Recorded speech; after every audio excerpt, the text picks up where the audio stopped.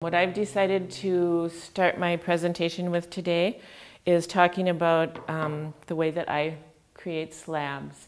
And you can see that I've pounded out a mound of clay here. I feel there's a real value in showing you how I make these slabs because there are many of us who do not have the space or the monetary means to buy a slab roller. These slabs are really wonderful. The only limitation that you have is the length of your arms or the length of your wire in terms of the scale of the slab.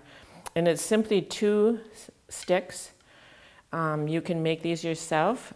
If you tape these sticks together and with a bandsaw, I have to admit I've only tried this once.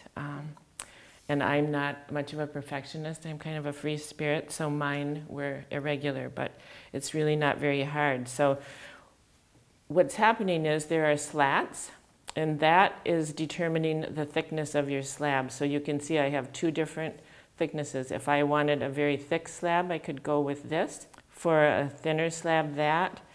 And you've got 4 options on these 2 sticks for thickness of slab. And what is going to determine your thickness is your own personal taste. And, you know, what weight do you want that piece to have in the end. For these drape molds, I typically use something like this. And then by putting these up against my mound of clay, I can see where to start.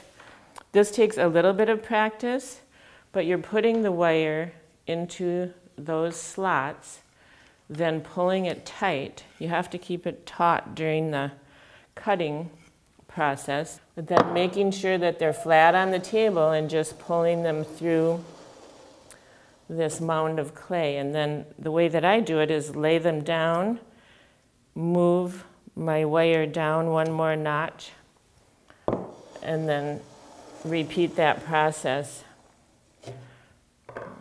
It's a very efficient way to make slabs, and because I've been making these drape molded dishes for over 30 years, I have several molds that fit into this size parameter. So by cutting several at one time, I can then lay them all out and decorate.